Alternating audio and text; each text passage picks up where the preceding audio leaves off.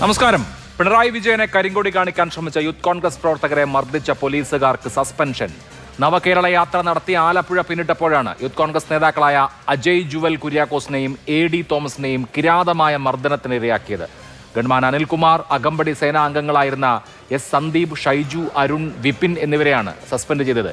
SIT report കിട്ടിയ ശേഷം case അട്ടിമറിച്ച ഉദ്യോഗസ്ഥർക്കെതിരെ നടപടി ആലോചിക്കുകയാണെന്ന് മുഖ്യമന്ത്രി VD സതീശൻ പറയുകയും ചെയ്തു. ഇപ്പോൾ പ്രേക്ഷകർ സ്ക്രീനിൽ കാണുന്ന ദൃശ്യങ്ങൾ ഓർമ്മയുണ്ടാകും.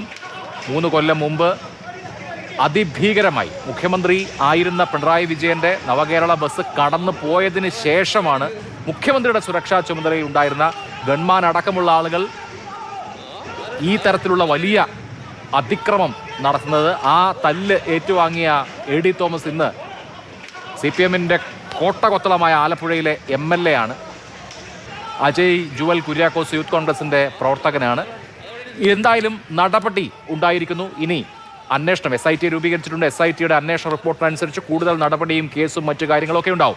ഇന്നത്തെ നമ്മുടെ ഈ ചർച്ചയിൽ അജയ് ജുവൽ കുര്യാക്കോസും AD തോമസും ചേരും. ഒപ്പം doctor PK Gopan CPM, advocate MR Abhilash നിയമവിദഗ്ധൻ, KG ജ്യോതിർഘോഷ് മാധ്യമപ്രവർത്തകൻ, ഒപ്പം ബേസിൽ പറക്കുടി, അദ്ദേഹം എറണാകുളത്ത് വെച്ച് നവകേരള ബസ്സിനെതിരെ നടത്തിയ പ്രതിഷേധത്തിൽ മർദ്ദനം ഏറ്റുവാങ്ങിയ ആളാണ്. ആദ്യം AD Thomas MLA. AD Thomas, UDF അധികാരത്തിലെത്തിയപ്പോൾ ആദ്യത്തെ മന്ത്രിസഭാ യോഗത്തിൽ തന്നെ അന്വേഷണം തീരുമാനിച്ചിരുന്നു. ഇപ്പോഴിതാ സസ്പെൻഷൻ ഉണ്ടായിരിക്കുന്നു. 5 ഉദ്യോഗസ്ഥർക്കെതിരെ, 5 പോലീസുകാർക്കെതിരെ സസ്പെൻഷൻ നടപടി ഉണ്ടായിരിക്കുന്നു. ഇത് മതിയോ?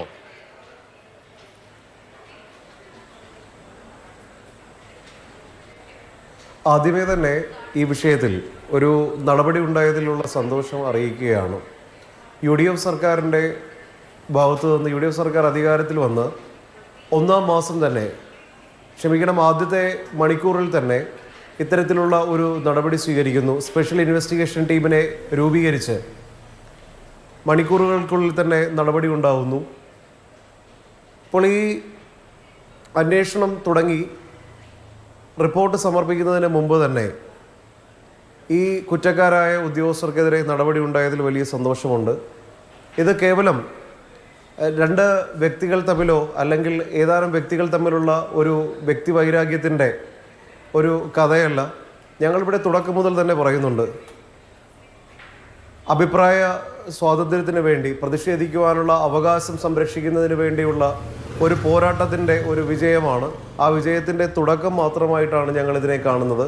ഇവിടെ ഒരു കാര്യം ഉറപ്പാണ്, ഇവിടെ ഗൺമാൻ അനിലിനും സന്ദീപിനും അപ്പുറം ഈ മറ്റു 3 സുരക്ഷാ ഉദ്യോഗസ്ഥർക്കപ്പുറം ADGP MR അജിത് കുമാറിനെ പോലെയുള്ള ആളുകൾ ഇനിയും പുറത്തു വരേണ്ടതായിട്ടുണ്ട്. അവരെ പൊതുസമൂഹത്തിൻ്റെ മുമ്പിൽ കൊണ്ടുവന്ന് നിർത്തേണ്ടത് ഞങ്ങൾ ഓരോരുത്തരുടെയും കടമയാണെന്ന് വിശ്വസിക്കുകയാണ്. കാരണം കേരളത്തിൻ്റെ പൊതുസമൂഹം, കേരളത്തിൻ്റെ പൊതു മനസാക്ഷി ആഗ്രഹിക്കുന്ന ഒരു നടപടിയുടെ പ്രാരംഭമായ ഒരു നടപടിക്രമം മാത്രമാണ് ഇപ്പോൾ പുറത്തു വന്നത്. ഇനിയും നടപടി ഉണ്ടാകണം. അതിനുവേണ്ടിയുള്ള നിയമപരമായ ജനാധിപത്യപരമായ പോരാട്ടം ഞാനും യൂത്ത് കോൺഗ്രസിൻ്റെ സംസ്ഥാന സെക്രട്ടറി അജയ് ജുവൽ കുര്യാക്കോസും തുടരുക തന്നെ ചെയ്യും. തീർച്ചയായിട്ടും ശ്രീ തോമസ്, ഒന്ന് വലിയ ഒരു മനുഷ്യാവകാശ ലംഘനം നടന്നു. നിങ്ങൾ അതിൽ നീതി തേടി പോലീസിനെ സമീപിച്ചു.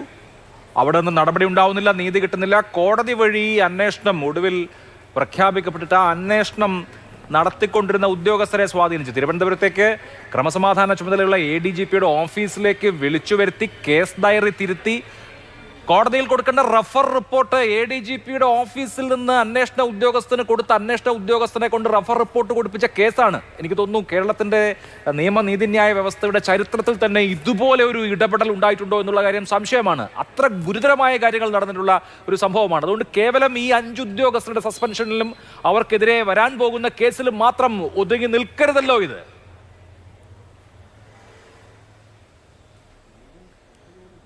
ശ്രീ അഭിലാഷ്, ഞങ്ങൾ ഈ വിഷയം തുടക്കം മുതൽ തന്നെ പറയുന്നുണ്ട്.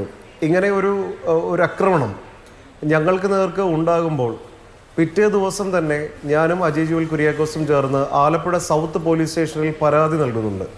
ആ പരാതി സ്വീകരിക്കാൻ തയ്യാറായില്ല. അതിനുശേഷം ഞങ്ങൾ SP-ക്ക് പരാതി നൽകുന്നു. ആ പരാതിയും സ്വീകരിക്കാൻ തയ്യാറായില്ല. അതിനുശേഷം കോടതി ഇടപെടലിലൂടെയാണ് ഇവർ പരാതി സ്വീകരിക്കുകയും കേസ് രജിസ്റ്റർ ചെയ്ത് അന്വേഷണം ആരംഭിക്കുകയും ചെയ്തത്. അത് ഏകദേശം 1 വർഷത്തോളം ഒരു നടപടിയുമില്ലാതെ മുമ്പോട്ട് പോയി. പിന്നീട് രാഷ്ട്രീയമായ പ്രതിഷേധം സംഘടിപ്പിക്കുമെന്നുള്ള ഭീഷണിയെ തുടർന്നാണ് റഫർ ചാർജ് സമർപ്പിക്കുവാൻ ക്രൈംബ്രാഞ്ച് തയ്യാറാവുന്നത്. ഈ റഫർ ചാർജ് സമർപ്പിക്കുമ്പോഴും ആ റഫർ ചാർജിൽ കോടതിക്ക് കൊടുത്തിരുന്ന ആ റഫർ ചാർജിൽ പറയുന്നത് ഇങ്ങനെ ഒരു സംഭവം കേരളത്തിൽ നടന്നിട്ടില്ല, ഇങ്ങനെ ഒരു സംഭവമേ ഉണ്ടായിട്ടില്ല എന്നുള്ള തരത്തിലാണ് പോലീസ് ക്രൈംബ്രാഞ്ച് റിപ്പോർട്ട് നൽകുന്നത്. അപ്പോൾ കേരളം മുഴുവൻ, ഈ രാജ്യം മുഴുവൻ ശ്രദ്ധിച്ച ഈ ഒരു വിഷയം അങ്ങനെ ഉണ്ടായിട്ടില്ല എന്ന് പോലും പറയുന്ന തരത്തിലേക്ക്, പച്ചക്കള്ളം പറയുന്ന തരത്തിലേക്ക് കേരളത്തിലെ പോലീസ് സംവിധാനത്തെ കൊണ്ടുപോയ ആഭ്യന്തര വകുപ്പ്, ആ ആഭ്യന്തര വകുപ്പിനെ നിയന്ത്രിച്ച പി ശശി അടക്കം MR അജിത് കുമാർ അടക്കമുള്ള ആളുകൾക്ക് കിട്ടിയ തിരിച്ചടിയാണ്. ഇനി അതുപോലെ തന്നെ ഇവിടെ ചർച്ച ചെയ്യപ്പെടേണ്ട ഏറ്റവും പ്രധാനപ്പെട്ട വിഷയം, കേരളത്തിൻ്റെ അന്നത്തെ ആദരണീയനായ മുഖ്യമന്ത്രി ശ്രീ പിണറായി വിജയൻ, അദ്ദേഹം പരസ്യമായി കലാപാഹ്വാനം നടത്തുന്നതിന് വേണ്ടി പരസ്യമായി കലാപാഹ്വാനം നടത്തി DYFIക്കാരെയും അദ്ദേഹത്തിൻ്റെ സുരക്ഷാ ഉദ്യോഗസ്ഥരെയും ഉപയോഗിച്ച് സമരം ചെയ്യുന്ന യൂത്ത് കോൺഗ്രസ്സുകാരുടെയും KSUക്കാരുടെയും തലതല്ലി പൊളിക്കുവാനാണ് അദ്ദേഹം നേതൃത്വം കൊടുത്തത്. ഇതിനെല്ലാം നേതൃത്വം കൊടുത്തത് അന്നത്തെ കേരളത്തിൻ്റെ മുഖ്യമന്ത്രി ശ്രീ പിണറായി വിജയനാണ്. എന്നിട്ട് എന്താണ് സംഭവിച്ചത്? ഇങ്ങനെയുള്ള ക്രൂരമായ മർദ്ദനം കേരളത്തിൽ അങ്ങോളം ഇങ്ങോളം ഉണ്ടായി. എനിക്കും അജയ് ജുവൽ കുര്യാക്കോസിനടക്കം പരിക്ക് പറ്റുന്ന മർദ്ദനം മാത്രമല്ലാതെ തിരുവനന്തപുരം മുതൽ കാസർഗോഡ് വരെ ആയിരക്കണക്കിന് ചെറുപ്പക്കാർക്കാണ് നവകേരള സദസ്സിൻ്റെ ആ യാത്രയിലുടനീളം പരിക്കേറ്റത്. അത് മുഴുവൻ കേരളത്തിൻ്റെ മുഖ്യമന്ത്രി അന്ന് എന്താ പറഞ്ഞത്? രക്ഷാപ്രവർത്തനമാണെന്നാണ് പറഞ്ഞത്. ഇപ്പം ഇന്ന് എന്ത് സംഭവിച്ചു? കേരളം തിരിച്ചൊരു രക്ഷാപ്രവർത്തനം നടത്തിയത് കൊണ്ട് 102 സീറ്റുമായി UDF അധികാരത്തിൽ വന്നിരിക്കുകയാണ്. അങ്ങനെ അധികാരത്തിൽ വന്ന UDF സർക്കാരിന് കേരളത്തിലെ ജനങ്ങളോട് വലിയ പ്രതിബദ്ധതയുണ്ട്. അഭിപ്രായ സ്വാതന്ത്ര്യത്തിന് വേണ്ടി, പ്രതിഷേധിക്കുവാനുള്ള അവകാശത്തിന് വേണ്ടി, സമരം ചെയ്യുന്നതിന് വേണ്ടി, തെരുവിലിറങ്ങുന്ന ആയിരക്കണക്കിന് ചെറുപ്പക്കാർക്ക് വേണ്ടി ഇങ്ങനെ ഒരു പോരാട്ടം നടത്തുമ്പോൾ കേരളത്തിലെ ജനങ്ങൾ ആഗ്രഹിച്ച വലിയ ഒരു തീരുമാനത്തിൻ്റെ തുടക്കം മാത്രമാണ് ഇന്ന് സംഭവിച്ചിരിക്കുന്നത്. ഈ ഗൺമാൻ അനിൽകുമാറും സന്ദീപും മറ്റ് 3 സുരക്ഷാ ഉദ്യോഗസ്ഥരെയും അതിനപ്പുറം MR അജിത് കുമാറിനെ പോലെ പി ശശിയെ പോലുള്ള ആളുകൾ ഇപ്പോഴും തിരശ്ശീലയ്ക്ക് പിന്നിലുണ്ട്. അവരെ മുന്നിൽ കൊണ്ടുവന്ന് നിർത്തേണ്ടത് ഈ നാടിൻ്റെ ആവശ്യമാണ്. കഴിഞ്ഞ 10 വർഷക്കാലം കേരളത്തിൻ്റെ ആഭ്യന്തര വകുപ്പിനെ ഇരുട്ടിൽ നിർത്തി ഭരിച്ചത് MR അജിത് കുമാറും പി ശശി അടക്കമുള്ള ഒരു ലോബിയാണ്. അവരെ കേരളത്തിൻ്റെ പൊതുസമൂഹത്തിൻ്റെ മുമ്പിൽ കൊണ്ടുവന്ന് നിർത്തേണ്ടത് ഒരു വലിയ ഒരു പോരാട്ടമാണ്. അത് എന്തായാലും എന്ത് വില കൊടുത്തും എന്ത് നഷ്ടങ്ങൾ സഹിക്കേണ്ടി വന്നാലും ആ പോരാട്ടം തുടരുക തന്നെ ചെയ്യുമെന്നാണ് ഈ അവസരത്തിൽ പറയുവാനുള്ളത്. ശരി, തുടരണം ശ്രീ തോമസ്. ശ്രീ അജയ് ജുവൽ കുര്യാക്കോസ്, വളരെ വലിയ കിരാതമായ മർദ്ദനമുറയ്ക്കാണ് നിങ്ങൾക്ക് രണ്ടുപേർക്കും ഇരയാകേണ്ടി വന്നത്. പ്രതിഷേധിക്കുക എന്നുള്ളത് നമ്മുടെ മൗലികമായ ഒരു അവകാശമാണ് എന്നിരിക്കെ, ആവിഷ്കാരം എന്നുള്ളത് ഒരു മൗലികാവകാശമാണെന്നിരിക്കെ പ്രതിഷേധിച്ചതിന്, സംഘം ചേർന്നതിന്, ഒരു പ്രൊട്ടസ്റ്റ് രേഖപ്പെടുത്തിയതിന് അതിക്രൂരമായ വേട്ടയാടലിന് ഇരയായി. ഒടുവിൽ ആ വേട്ടയാടൽ നിയമപ്രശ്നമായപ്പോൾ അങ്ങനെയൊന്നും ഇല്ല, ഇങ്ങനൊരു ദൃശ്യമേ ഇല്ല എന്ന് പോലും കേരളത്തിൻ്റെ മുഴുവൻ കണ്ണുകളെ പരിഹസിക്കുന്ന നിലപാട് നമ്മുടെ സംവിധാനങ്ങൾ എടുത്തു. കോടതിയിലടക്കം ഒടുവിൽ ഇപ്പോൾ നീതി കിട്ടുകയാണ്, നീതിയിലേക്ക് അടുക്കുകയാണെന്ന് തോന്നുന്നുണ്ടോ? തീർച്ചയായിട്ടും വളരെയേറെ ആശ്വാസകരമായ ഒരു ദിവസമായിരുന്നു ഇന്ന്. ഞങ്ങൾ ഏറ്റവും ആദ്യം മുതൽക്കേ തന്നെ, ഞാനും തോമസും ഏറ്റവും ആദ്യം മുതൽക്കേ തന്നെ പറയുന്ന ഒരു കാര്യം എന്ന് പറയുന്നത്, മുഖ്യമന്ത്രിയുടെ ഗൺമാൻ എന്ന് പറയുന്ന പദവിയിൽ ഇരിക്കുന്ന ഒരാൾ ആ പദവിയിൽ ഇരുന്നാൽ ഒരു കാരണവശാലും താഴെത്തട്ടിലുള്ള ഉദ്യോഗസ്ഥർക്ക് ഒരിക്കലും പ്രോപ്പറായ ഒരു ഇൻവെസ്റ്റിഗേഷൻ നടത്താൻ സാധിക്കുകയില്ല. അതുകൊണ്ട് തന്നെ ഈ ഉദ്യോഗസ്ഥരെ തലസ്ഥാനത്ത് നിന്ന് മാറ്റി നിർത്തിക്കൊണ്ട് വേണം, സസ്പെൻഡ് ചെയ്തുകൊണ്ട് വേണം അന്വേഷണം നടത്താനെന്ന് ഞങ്ങൾ ആദ്യം മുതൽക്കേ തന്നെ പറയുന്നുണ്ട്. എന്നാൽ അതിനൊന്നും ചെവിക്കൊള്ളാൻ ഈ പറയുന്ന അന്നത്തെ പോലീസ് ഉദ്യോഗസ്ഥർ അല്ലെങ്കിൽ ഗവൺമെന്റ് തയ്യാറായില്ല എന്നുള്ളത്. സാധാരണക്കാരായ ജനങ്ങൾ ഒരു പരാതിയുമായി എത്തുമ്പോൾ പരാതിക്കാരായ ആൾക്കാർ അതിന്റെ ഉന്നത ഉദ്യോഗസ്ഥരായിരിക്കുമ്പോൾ എന്ത് നീതിയാണ് ഈ നാട്ടിൽ നടപ്പിലാക്കാൻ സാധിക്കുന്നത്? ഇത് ഞങ്ങൾക്ക് വേണ്ടി മാത്രം നടത്തുന്ന ഒരു പോരാട്ടമല്ല. ഇത് ഈ നാട്ടിൽ കഴിഞ്ഞ കുറെ വർഷങ്ങളായി, കഴിഞ്ഞ 10 വർഷക്കാലമായി ഈ നാട്ടിലെ സാധാരണക്കാർ അല്ലെങ്കിൽ പ്രതിഷേധിക്കുന്ന KSUക്കാരോ യൂത്ത് കോൺഗ്രസ്സുകാരോ ആരും ആയിക്കൊള്ളട്ടെ, ഏത് യുവജന വിദ്യാർത്ഥി സംഘടനയിൽ പെടുന്നവരായിക്കൊള്ളട്ടെ, സമാധാനപരമായി പ്രതിഷേധിക്കുമ്പോൾ അവരെ ആക്രമിക്കാനുള്ള മനോഭാവം കാണിക്കുന്നവർക്കെതിരെ നടത്തുന്ന ഒരു പോരാട്ടമാണ് നടത്തുന്നത്. തീർച്ചയായിട്ടും കംപ്ലീറ്റ് ചെയ്തോളൂ. ഈ പറയുന്ന അനിൽകുമാറും സന്ദീപും എന്ന് പറയുന്ന ആൾക്കാർക്ക് വേണ്ടി ADGP പോലെയുള്ള ആൾക്കാരാണ് ഇതിന്റെ പുറകിൽ കളിച്ചതെന്ന് അറിയുമ്പോൾ വളരെയേറെ വൈകാരികമായാണ് പറയുന്നത്. വളരെയേറെ ബുദ്ധിമുട്ടുണ്ട്. ഈ നാട്ടിലെ ലക്ഷോപലക്ഷം വരുന്ന ആൾക്കാർ എന്ത് വിശ്വാസതയാണ് ഈ പറയുന്ന പോലീസിന് ഉള്ളത്? അവരോടുള്ള വിശ്വാസമാണ് നഷ്ടപ്പെടുന്നത്.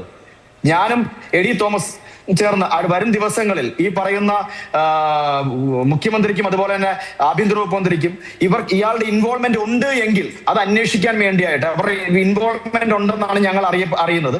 അതിനെതിരെ അന്വേഷണം ആവശ്യപ്പെട്ടുകൊണ്ട് മുമ്പോട്ട് പോകുന്നതാണ്. ശരി, തുടരണം രണ്ടുപേരും. ശ്രീ പി കെ ഗോപൻ, യജമാനനോട് കൂറുള്ള വേട്ടനായ്ക്കൾ ക്രൂരമായി ആക്രമിക്കുന്നത് പോലെയാണ് രണ്ട് ചെറുപ്പക്കാരെ ഈ പോലീസിന്റെ ചുമതലയിലുള്ള, അതും നൂറ്റാണ്ടോളമായി പിണറായി വിജയന്റെ ഗൺമാനായിട്ടുള്ള അനിൽകുമാർ അടക്കം ആക്രമിച്ചത്. വെറുതെ ഒരു പൊതു വ്യക്തിക്ക് നേരെ ഒരു പ്രതിഷേധം ഉണ്ടാകുമ്പോൾ പിടിച്ചു മാറ്റുക അങ്ങനെയുള്ള സാധാരണ നടപടിക്രമമല്ല. മുഖ്യമന്ത്രിയുടെ വാഹനം പോയതിന് ശേഷം പകയോടെ, അങ്ങേയറ്റം വെഞ്ചൻസോടെ വേട്ടയാടുന്ന അതിക്രൂരമായ ആക്രമണം. ആ അടി തലയ്ക്ക് കൊണ്ട് മരിച്ചു പോവാം എന്ന നില പോലും വേണമെങ്കിൽ നമുക്ക് ആ ദൃശ്യം കാണുമ്പോൾ കാണാം. അത്രയും വൈരാഗ്യ ബുദ്ധിയോടുകൂടി പെരുമാറിയ ആ ഉദ്യോഗസ്ഥരെ ഇത്രകാലം സംരക്ഷിച്ചതിന്റെ പാപഭാരം നിങ്ങൾക്ക് എങ്ങനെ ഇറക്കി വെക്കാൻ കഴിയും?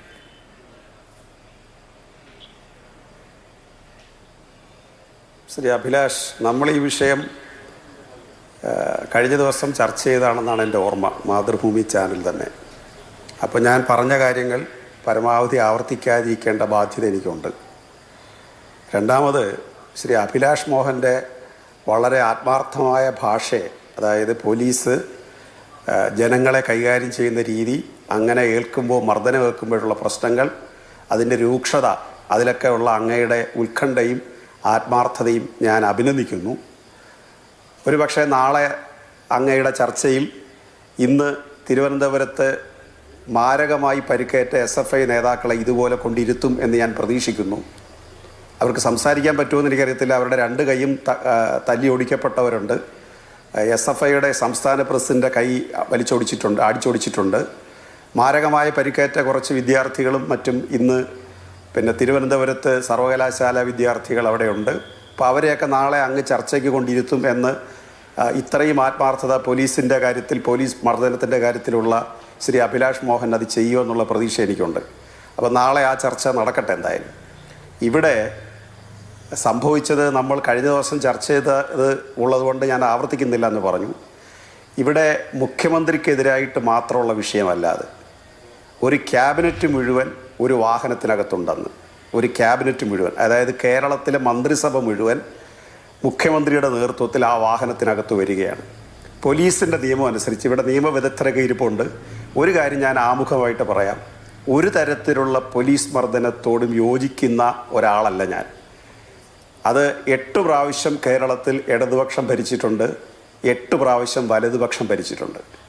കേരളത്തിൻ്റെ മുഖ്യമന്ത്രി തന്നെ പോലീസ് മർദ്ദനത്തിന് ഇരയായിട്ടുള്ള ആളാണ്. കേവല മർദ്ദനമല്ല, സ്പെഷ്യൽ പ്രിവിലേജ് ഉള്ള സന്ദർഭത്തിൽ അദ്ദേഹം നിയമസഭാ അംഗമായിരിക്കുന്ന ഘട്ടത്തിൽ, മർദ്ദനമേറ്റ ചരിത്രമുള്ള, മർദ്ദനമേറ്റ പാരമ്പര്യമുള്ള, മർദ്ദനമേറ്റ് മൃതപ്രായനായിട്ടുള്ള പിണറായി വിജയൻ ഈ ആക്രമണം കണ്ടിട്ടും കണ്ടില്ല എന്നടിച്ചില്ലേ?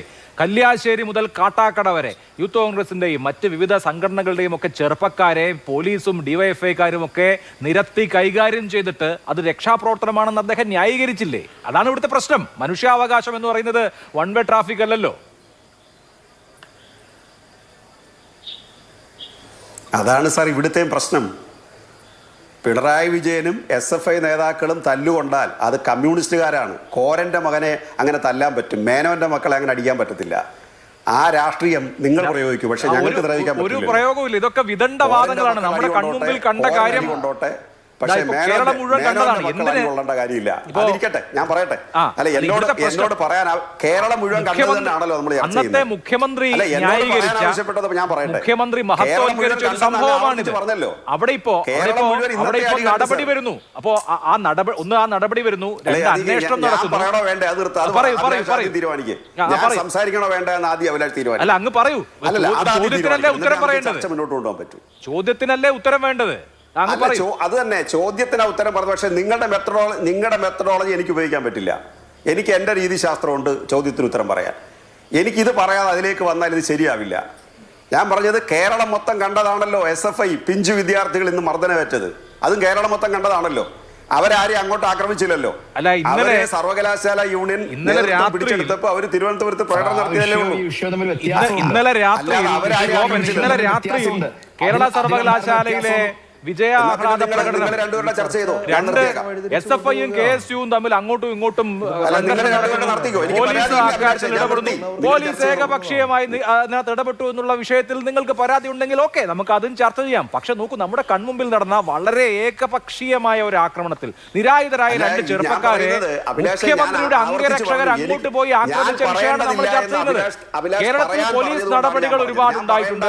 പോലീസ് നടപടികളിൽ പരിക്കേറ്റ ജനനേതാക്കൾ ഉണ്ടായിട്ടുണ്ട്. SFIയുടെ നേതാക്കൾക്ക് പരിക്ക് പറ്റിയതിൽ എനിക്ക് വിഷമമുണ്ട്. പക്ഷെ ഗോപൻ, ഇതിന് രണ്ടും കൂടി കൂട്ടിക്കുഴക്കുമ്പോഴുള്ള പ്രശ്നം, ഈ പറഞ്ഞ ക്യാബിനറ്റ് ആകെ ഉള്ള ആ ബസ്സിൽ അവിടെ മുഖ്യമന്ത്രിയുടെ ഗൺമാൻ എന്ന് പറഞ്ഞാൽ മുഖ്യമന്ത്രിയുടെ സുരക്ഷ നോക്കേണ്ട ആളാണ്, മുഖ്യമന്ത്രിയുടെ കൂടെ ഉണ്ടാവേണ്ട ആളാണ്. അല്ലാതെ മുഖ്യമന്ത്രിയുടെ വണ്ടി പോയി കഴിഞ്ഞ് പുറകെ മുഖ്യമന്ത്രിക്ക് പുറത്തു നിന്ന് കരിങ്കൊടി കാണിച്ച് വരെ പോയി ഓടിച്ചിട്ട് അടിച്ച് പരിക്കേൽപ്പിക്കേണ്ട ആളല്ല.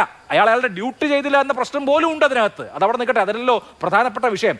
കേരളത്തിൽ വിവിധ രാഷ്ട്രീയ സംഘർഷങ്ങളിൽ, പോലീസ് അതിക്രമങ്ങളിലൊക്കെ പരിക്കേറ്റ ഒരുപാട് ആൾക്കാരുണ്ടാവും. ഈ പ്രശ്നം പക്ഷേ വളരെ വളരെ യുണീക്കാണ്. നിരായുധരായ രണ്ട് ചെറുപ്പക്കാർ വഴിയരികിൽ നിന്ന് കറുത്ത തുണി വീശി കാണിച്ചു എന്നതിന്റെ പേരിൽ അതിഭീകരമായി മുഖ്യമന്ത്രിയുടെ പേഴ്സണൽ അംഗരക്ഷകൻ എന്ന് പറയാവുന്ന വിധത്തിൽ മുഖ്യമന്ത്രിയുടെ അംഗരക്ഷകനായി കൂടെയുള്ള അദ്ദേഹം മുഖ്യമന്ത്രി ആയിരിക്കുമ്പോഴും അല്ലാത്തപ്പോഴും അദ്ദേഹത്തിന്റെ ഗൺമാനായിട്ടുള്ള വ്യക്തിയെ അതിഭീകരമായി, അതായത് അവരുടെ കയ്യിൽ ഇല്ലാത്ത ആയുധം തന്നെ ഉപയോഗിച്ചാണ് ആക്രമിച്ചത്. ആ ചൂരൽ വടി എവിടുന്ന് കിട്ടി? ആ ചൂരൽ വടി അദ്ദേഹത്തിന് അംഗരക്ഷകൻ എന്നുള്ള നിലയിൽ അദ്ദേഹത്തിന്റെ ആയുധമാണോ? അല്ലല്ലോ.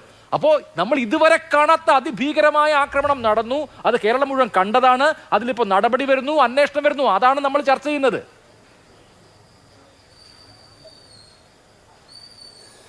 അഭിലാഷ, എനിക്ക് സംസാരിക്കാൻ എത്ര സമയം തരും? ഇപ്പൊ പറയൂ, ഇതിന് മറുപടി പറയൂ.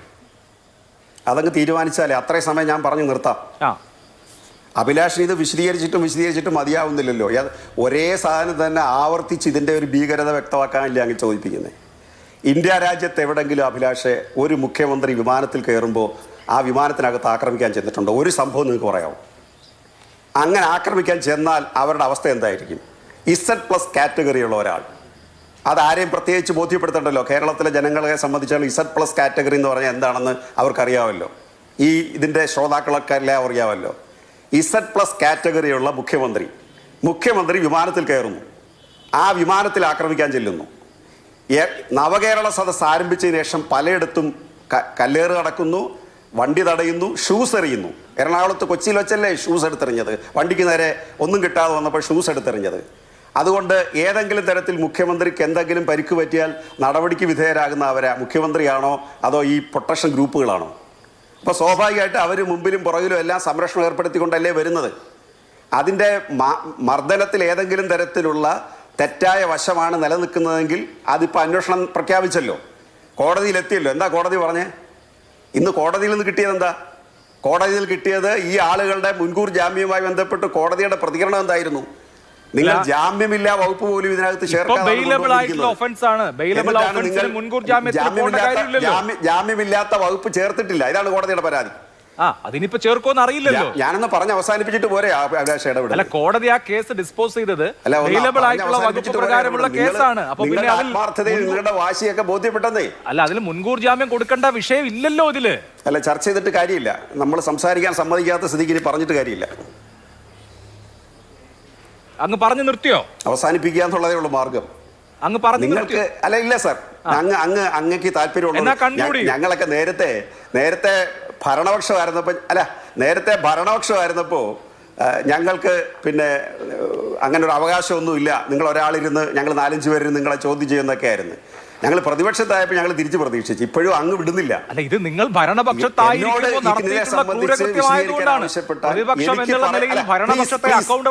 സമയമായിട്ടില്ലല്ലോ. ഞാൻ പറഞ്ഞില്ലല്ലോ സാർ. ഞാൻ പറഞ്ഞത് നിങ്ങളുടെ അങ്ങയുടെ ഇക്കാര്യത്തിലുള്ള പോലീസിന്റെ മർദ്ദനം ആരുടെ മേലും ഏൽക്കാൻ പാടില്ല എന്നുള്ള അഭിലാഷിന്റെ ആഗ്രഹത്തോട് ഞാൻ ഐക്യദാർഢ്യം പ്രഖ്യാപിക്കുന്നു. എനിക്ക് വരും ദിവസങ്ങളിൽ ബോധ്യപ്പെടുമല്ലോ, അതെനിക്ക് ഉറപ്പുണ്ട് അങ്ങയുടെ കാര്യത്തിൽ. പക്ഷെ ഞാൻ എന്നോട് വിശദീകരിക്കാൻ പറയുന്നത് ഇന്ന സാധനം മാത്രം പറയണമെന്ന് അങ്ങൊരു വാശി പിടിക്കുന്നതിനാ. ശരി, എനിക്ക് ഒരു പോയിന്റ് അവതരിപ്പിച്ച് തീർക്കാനുള്ള അവകാശം നിങ്ങൾ തന്നില്ലെങ്കിൽ ഞാൻ എന്തിനാ ഈ സമയമില്ലാത്ത സമയത്ത് ഇതിനകത്ത് സമയം കളയുന്നത്? അതൊരു പ്രധാന കാര്യമില്ലേ? എൻ്റെ ക്വസ്റ്റ്യൻ വളരെ റിലവൻ്റ് ആണ്. മുഖ്യമന്ത്രിയുടെ സംഭവം ആദ്യത്തെ ഒരു വഴിതടയലോ മുഖ്യമന്ത്രി തടയലോ അല്ല. ഞാൻ കഴിഞ്ഞ ദിവസം അങ്ങോട്ട് പറഞ്ഞതാ, മന്ത്രി സ്ഥലത്തല്ലാത്ത സന്ദർഭത്തിൽ, എത്തിയിട്ടില്ലാത്ത സന്ദർഭത്തിൽ, കണ്ണൂർ ജില്ലയിലെ കൂത്തുപറമ്പിൽ മന്ത്രി എത്തിയിട്ടില്ലാത്ത സന്ദർഭത്തിൽ കരിങ്കൊടി കാണിച്ചുകൊണ്ടിരുന്നവരെ വെടിവെച്ച് കൊന്ന പോലീസാണ് കേരളത്തിലെ. 5 പേരെ നിഷ്ഠൂരം വെടിവെച്ച് കൊന്നു.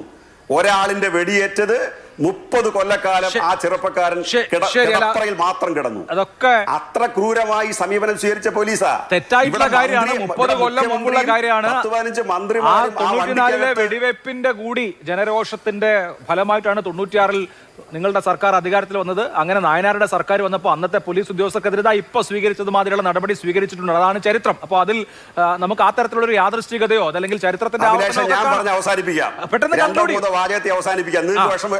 ഞാൻ പറഞ്ഞ് അവസാനിപ്പിക്കാം. നിങ്ങൾ ഈ ചോദിച്ച ചോദ്യത്തിന്റെ എനിക്ക് പറയാനുള്ള പറഞ്ഞ് അവസാനിപ്പിക്കാം. എന്നിട്ട് നിങ്ങൾ ചർച്ച തുടരാൻ എന്നെ അനുവദിക്കുന്നില്ലെങ്കിൽ ഞാൻ നിർത്തിയേക്കാം. ശരി, അങ്ങ് കൺക്ലൂഡ് എനിക്ക് മറ്റാളുകളിലേക്ക് കൂടി പോകണം. അതായത് 2011 ഇനി സമ്മതിക്കത്തില്ലേ വേണ്ട, നിർത്തി. അല്ല, 3 വാചകം പറഞ്ഞ് കൺക്ലൂഡ് ചെയ്യാന്ന് പറഞ്ഞു. അങ്ങ് പറഞ്ഞു അത് വേണോ? അല്ലേ, ഞാൻ നിർത്തി. ശരി, ഓക്കെ, നിർത്തി സാർ. ശരി. അപ്പൊ അടുത്ത റൗണ്ടിൽ ഞാൻ അങ്ങയിലേക്ക് വരാം. ശ്രീ A.D. തോമസ്, മുഖ്യമന്ത്രിയും ക്യാബിനറ്റും സഞ്ചരിച്ചിരുന്ന വാഹനം തുടർന്ന് ഈ ചർച്ചയെ കേട്ടോണ്ടിരിക്കാം, പ്രതികരിക്കത്തില്ല.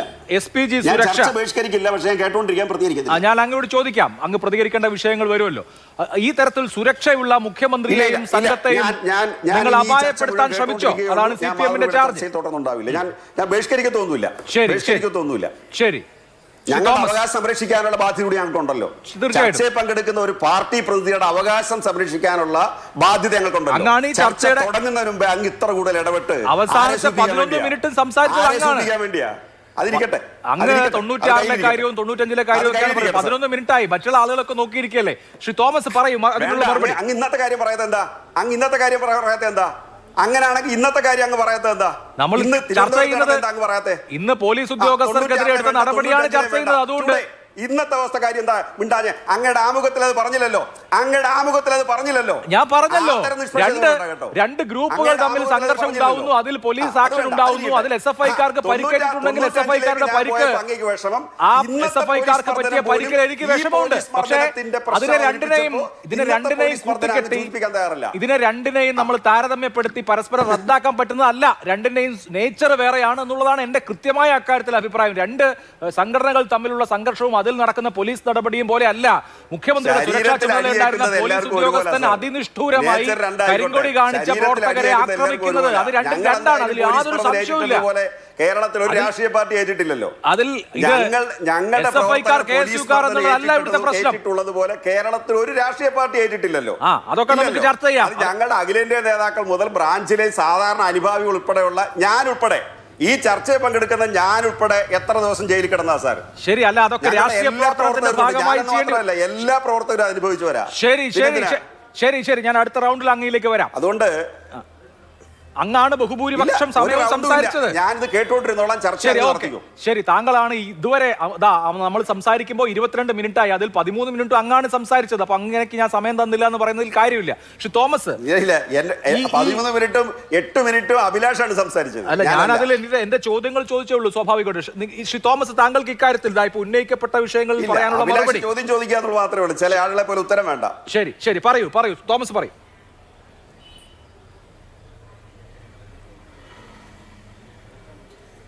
ഈ വിഷയത്തിൽ നമ്മൾ തുടക്കം മുതൽ തന്നെ പറയുന്നുണ്ട്, ഇതിനെ മറ്റൊരു തലത്തിലേക്ക് ചർച്ച വഴിതിരിച്ച് കൊണ്ടുപോകേണ്ട കാര്യമില്ല. ഇപ്പോൾ ഇവിടെ സംസാരിക്കുന്ന CPM-ൻ്റെ പ്രതിനിധി മറ്റു പല തലങ്ങളിലേക്കും ഇതിൻ്റെ ചർച്ചകൾ വഴിതിരിച്ച് കൊണ്ടുപോയിട്ടുണ്ട്.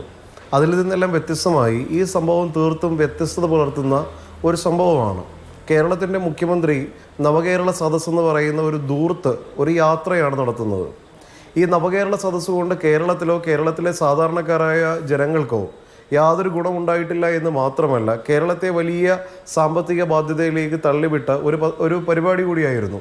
അതിനെതിരെ സ്വാഭാവികമായ ജനരോഷമുണ്ടാകുമ്പോൾ ആ ജനരോഷത്തെ തുടർന്നാണ് ഞങ്ങളെല്ലാവരും തെരുവിലിറങ്ങി സമരം ചെയ്തത്. ആ തെരുവിലിറങ്ങി സമരം ചെയ്യുമ്പോൾ ഈ മുഖ്യമന്ത്രിയുടെ ഈ രാജകീയ വാഹനം വലിയ പ്രൗഢിയോടെ കടന്നു പോയതിനു ശേഷമാണ് ഞാനും യൂത്ത് കോൺഗ്രസിൻ്റെ സംസ്ഥാന സെക്രട്ടറി അജയ് ജുവൽ കുര്യാക്കോസും ചേർന്ന് പ്രതിഷേധത്തിൻ്റെ ഭാഗമായി മുദ്രാവാക്യം വിളിക്കുന്നത്. ഈ മുദ്രാവാക്യം വിളിക്കുമ്പോൾ ഞങ്ങൾ നിരായുധരാണ്. ഞങ്ങളുടെ കയ്യിൽ ആയുധങ്ങളൊന്നുമില്ല. മുഖ്യമന്ത്രിയെയോ ആ മന്ത്രിസഭയെയോ അപായപ്പെടുത്തണമെന്നുള്ള ഒരു ലക്ഷ്യവും ഞങ്ങൾക്കില്ല. അവിടെയുള്ള ലോക്കൽ പോലീസിൻ്റെ കസ്റ്റഡിയിൽ ഇരിക്കുമ്പോഴാണ് ഞങ്ങളെ ആക്രമിക്കുന്നത്. അതുമായി ബന്ധപ്പെട്ട് ഞങ്ങൾ പരാതിയുമായി എത്രയോ തവണ ഞങ്ങൾ പോലീസ് സ്റ്റേഷനിൽ കയറി ഇറങ്ങി, എത്രയോ തവണ കോടതി വരാന്തകളിൽ ഞങ്ങൾ തുടർന്നു, എത്രയോ തവണ അപമാനിതരായി ഈ നീതിന്യായ വ്യവസ്ഥിതി നടപ്പിലാക്കേണ്ട ആളുകളുടെ മുമ്പിൽ എത്രയോ തവണ അപമാനിതരായി ഞങ്ങൾക്ക് നിൽക്കേണ്ടി വന്നിട്ടുണ്ട്. കേരളത്തിൻ്റെ പൊതുസമൂഹത്തിൻ്റെ ശക്തമായ പ്രതിഷേധമുണ്ടായപ്പോൾ പോലും ഇവിടുത്തെ ആഭ്യന്തര വകുപ്പ് ഇരുട്ടിൽ നിന്നുകൊണ്ട് ഈ പ്രതികളെ സംരക്ഷിക്കുവാനാണ് തയ്യാറെടുത്തത്. ആലപ്പുഴ SP-യുടെ റിപ്പോർട്ട് പോലും വിളിച്ചു വരുത്തി തിരുത്തി ഒരു വലിയ പുകമറ സൃഷ്ടിച്ചുകൊണ്ട് വലിയ അട്ടിമറി ഉണ്ടാക്കിയത് ഈ പറഞ്ഞ ആഭ്യന്തര വകുപ്പാണ്. ഇതിന് നേതൃത്വം കൊടുത്തത് MR അജിത് കുമാറിനെ പോലുള്ള ഉദ്യോഗസ്ഥരാണ്. ഈ MR അജിത് കുമാർ കേരളത്തിൻ്റെ ചരിത്രത്തിലെ ഏറ്റവും അഴിമതിക്കാരനായ ഒരു ഉദ്യോഗസ്ഥനാണ്.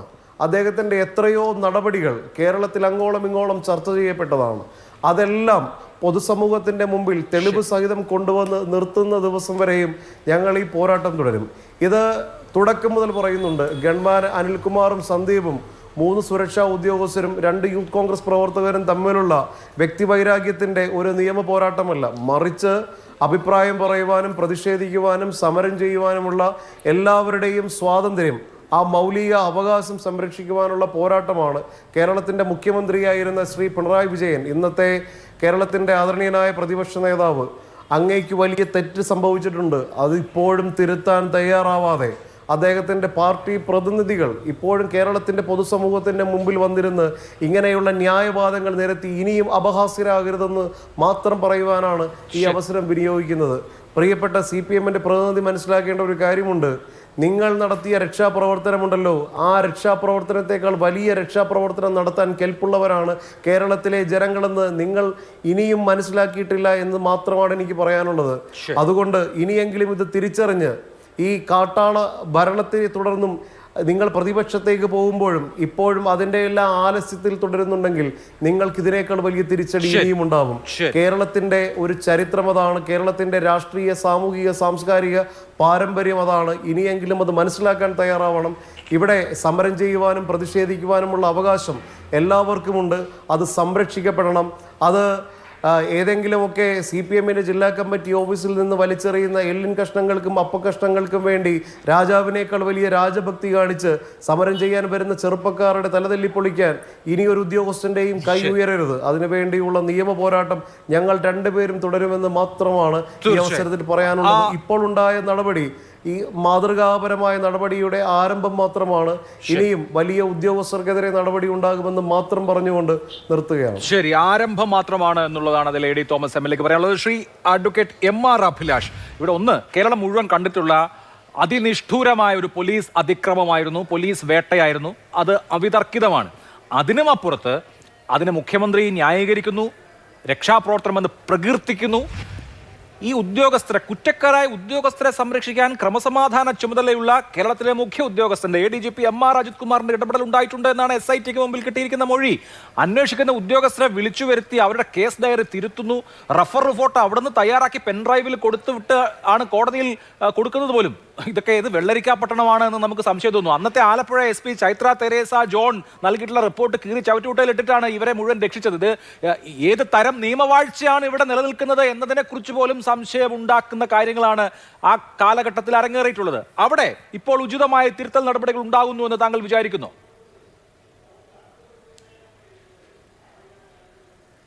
ഉചിതമായ നടപടികൾ അത് ഫലപ്രാപ്തിയിൽ എത്തിച്ചേർന്നതിന് ശേഷം മാത്രമേ തിരശ്ശീലയ്ക്കുള്ളിൽ നടപടികൾ ന്യായയുക്തമായിട്ട് നടന്നു എന്ന് നമുക്ക് പറയാൻ കഴിയൂ ശ്രീ അഭിലാഷ്. കാരണം വളരെ ഉന്നത ശീർഷരായിട്ടുള്ള ഉദ്യോഗസ്ഥരാണ് ഇവിടെ ആരോപണ വിധേയരായിട്ട് നിൽക്കുന്നത്. ഇപ്പോൾ പോലീസ് തന്നെ ഈ ആക്രമിച്ച പോലീസുകാരുടെ ആൻറ്റിസിപ്പേറ്ററി ബെയിൽ ആപ്ലിക്കേഷൻ്റെ പരിഗണനാ വേളയിൽ നോൺ ബെയിലബിളായിട്ടുള്ള ഒഫൻസസ് ഒന്നും ചാർജ് ചെയ്തിട്ടില്ല എന്നാണ് പറയുന്നത്. അതിന് ഏതൊക്കെ തരത്തിലുള്ള ന്യായങ്ങൾ നിരത്തിയാലും വളരെ ഗുരുതരമായിട്ട് പരിക്കേറ്റ ആൾക്കാരാണ് ഇതിലെ ഇരകൾ. എന്നിരിക്കെ IPC പ്രകാരമുള്ള 326 ഉൾപ്പെടെയുള്ള ഒഫൻസുകൾ ചാർജ് ചെയ്യാൻ, കാരണം തലയ്ക്കൊക്കെയാണ് അടിച്ചിട്ടുള്ളത്, അടി പ്രോപ്പറായിട്ട് അത് കൊണ്ടിട്ടുണ്ടെങ്കിൽ എല്ല് പൊട്ടിയിട്ടുണ്ടെന്നാണ് കേട്ടത്, സബ്ജക്റ്റ് ടു കറക്ഷൻ. അപ്പോൾ ഇത്ര ഗുരുതരമായിട്ടുള്ള അക്രമം നടത്തിയതിന് ശേഷവും അവർക്കെതിരെ ബെയിലബിളായിട്ടുള്ള ഒഫൻസ് മാത്രമാണ് ചാർജ് ചെയ്തിരിക്കുന്നതെന്ന് പറഞ്ഞു കഴിഞ്ഞാൽ അത് എത്രത്തോളം അതിന് പിന്നെ ഈ അന്വേഷണത്തിൻ്റെ രീതി ഹർജിക്കാർ മനസ്സിലാക്കാതിരിക്കാൻ വേണ്ടിയാണ്. അതൊക്കെ എവിടെയാ ശ്രീ അഭിലാഷ് സംഭവിക്കുക? ഒരു ആൻറ്റിസിപ്പേറ്ററി ബെയിൽ ആപ്ലിക്കേഷൻ മൂവ് ചെയ്ത് കഴിഞ്ഞാൽ ഹർജിക്കാരൻ മനസ്സിലാകരുത് ഏതൊക്കെയാണ് ചാർജ് ചെയ്യുന്നത്. അതുകൊണ്ട് ഞങ്ങൾ ഇപ്പം ബെയിലബിൾ ആണ് ഇടുന്നത്, പിന്നെ ക്രമേണ ചിലപ്പോൾ നോൺ ബെയിലബിൾ ആക്കിയേക്കാം. അതൊന്നും പ്രായോഗികമായിട്ടുള്ള കാര്യമല്ല. അവർക്ക് കോടതിയുടെ പ്രൊട്ടക്ഷൻ കിട്ടാനും അന്വേഷണം കസ്റ്റോഡിയൽ ഇൻട്രോഗേഷൻ അസാധ്യമായി തീരുവാനുമുള്ള രീതിയിലേക്കാണ് പോലീസുകാർ നീങ്ങുന്നത്. ഒരുപക്ഷേ രക്തം രക്തത്തെ തിരിച്ചറിയുമെന്ന് പറയുന്നത് പോലെ നീതിയുക്തമായിട്ട് അന്വേഷണം മുൻപോട്ട് പോകാം, പക്ഷേ കസ്റ്റോഡിയൽ ഇൻട്രോഗേഷൻ ആവശ്യമില്ല എന്ന് അവരുടെ ഒരു ബോധ്യം വന്നതുകൊണ്ടായിരിക്കാം അങ്ങനെ. ഇപ്പം ചട്ടവിരുദ്ധത മാത്രമല്ലല്ലോ, അങ്ങനെ ബെയിലബിൾ ആയിട്ടുള്ള ഒഫൻസസ് മാത്രം ചാർജ് ചെയ്യേണ്ടതല്ലോ. ഇത് വളരെ ഗുരുതരമായിട്ട് അവർക്ക് പരിക്കേറ്റതല്ലേ. ഒരാൾ പോലീസ് യൂണിഫോമിൽ മോബിനെ കൺട്രോൾ ചെയ്യാൻ ശ്രമിക്കുന്നതിൻ്റെ ഭാഗമായിട്ട് വെടിവെക്കേണ്ട ആവശ്യമില്ല, പക്ഷേ പ്രതിഷേധക്കാരൻ്റെ തലക്കിട്ട് വെടിവെക്കുന്നു, കൊല്ലപ്പെടുന്നു, അല്ലെങ്കിൽ അതിക്രൂരമായിട്ട് മർദ്ദിച്ച് കൊലപ്പെടുത്തുന്നു. അവിടെ മർഡർ അല്ലേ ചാർജ് ചെയ്യേണ്ടത്? അപ്പം ബെയിലബിൾ ആയിട്ടുള്ള ഒഫൻസസ് ആണ് ചാർജ് ചെയ്തിരിക്കുന്നതെന്നൊക്കെ കേൾക്കുമ്പോൾ എത്രത്തോളം ഇത് നീതിയുക്തമായിട്ട് ഇതിൻ്റെ ഉൾപ്പെട്ട ആൾക്കാരെ ആക്രമിച്ച പോലീസുകാരനും അതുപോലെ അതിൽ വലിയ അക്രമം അധികാരസ്ഥാനത്തിരുന്ന് നടത്തി എന്ന് പറയപ്പെടുന്ന ADGPയെ പോലെയുള്ള ആൾക്കാർക്കും ഏതെങ്കിലും തരത്തിൽ സ്ഥാനചലനം സ്ഥിരമായിട്ട് സംഭവിക്കുമെന്നോ ഉന്നതങ്ങളിൽ ഇരിക്കുന്നവർക്കെതിരെ ശക്തമായി വിരൽ ചൂണ്ടപ്പെടുമെന്നോ നടപടി ഇനിഷ്യേറ്റ് ചെയ്യുമെന്നോ ഒന്നും തന്നെ നമുക്കൊന്നും ഉറപ്പ് പറയാൻ കഴിയില്ല. ശ്രീ അഭിലാഷ് ചൂണ്ടിക്കാട്ടിയതുപോലെ സമാന കേരളീയ ചരിത്രത്തിൽ നമുക്കിപ്പോൾ സമീപകാലത്ത് ചൂണ്ടിക്കാട്ടാനില്ലാത്ത തരത്തിലുള്ള അക്രമമാണ് നടന്നിട്ടുള്ളത്. ഈ പോലീസുകാർ ജഡ്ജും ജൂറിയും ആരാച്ചാരും ആ വടിയുമായിട്ട് ഇറങ്ങി ആ പോലീസുകാരനാകുകയായിരുന്നു ചെയ്തത്. ആ രണ്ട് അക്രമികളും നീതിവിരുദ്ധവും നിയമവിരുദ്ധവുമായിട്ടുള്ള കാര്യങ്ങളാണ് അവർ ചെയ്തത്. കഴിഞ്ഞ ദിവസം എനിക്ക് തോന്നുന്നു മാതൃഭൂമി ചാനലിലാണെന്ന് തോന്നുന്നു, when you are criticising the powerful, ആ പവർഫുള്ളായിട്ടുള്ള ആൾക്കാരെ പ്രൊട്ടക്റ്റ് ചെയ്യാൻ വേണ്ടി ഉന്നത ശീർഷരായിട്ടുള്ള ആൾക്കാർ തന്നെ ഇറങ്ങി വന്ന് മാധ്യമ ചർച്ചകളിലൊക്കെ അവർ പ്ലേസ് ചെയ്യപ്പെടും. ഒരു മുൻ DGP ADGP മാതൃഭൂമിയുടെ ചർച്ചയിലാണെന്ന് തോന്നുന്നു കഴിഞ്ഞ ദിവസം ഇതിനെക്കുറിച്ച് സംസാരിക്കുന്നത് കേട്ടു. അവർ പ്രൊട്ടക്ഷൻ പോലീസുകാർക്ക് അവകാശമാണ്, അല്ല എന്നുണ്ടെങ്കിൽ നാളെ VIP സെക്യൂരിറ്റി ഉൾപ്പെടെ താറുമാറാകും എന്നോ മറ്റോ ആണ് അങ്ങനെ പറഞ്ഞു കേട്ടത്.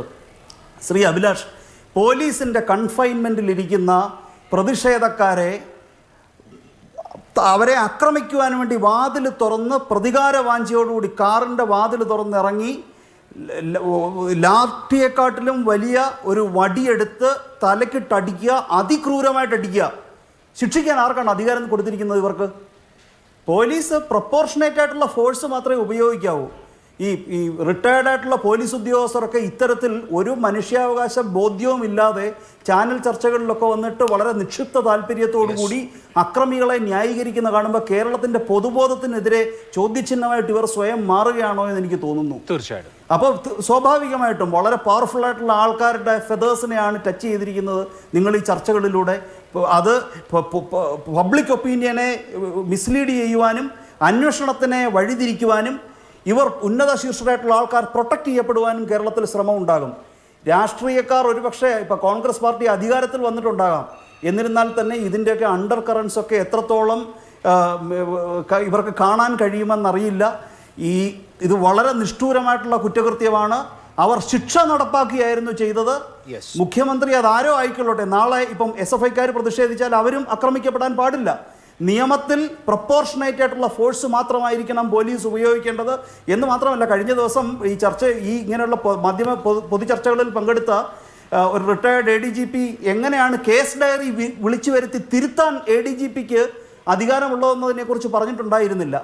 അപ്പം വളരെ ഗുരുതരമായിട്ടുള്ള നിയമവിരുദ്ധത പല തലത്തിൽ സംഭവിച്ചുകൊണ്ടിരിക്കുന്ന ഒരു വിഷയമാണ്. ഇപ്പോൾ എന്നാൽ ചോദിക്കും പോലീസുകാർ ആക്രമിക്കാറില്ലേ എന്ന്.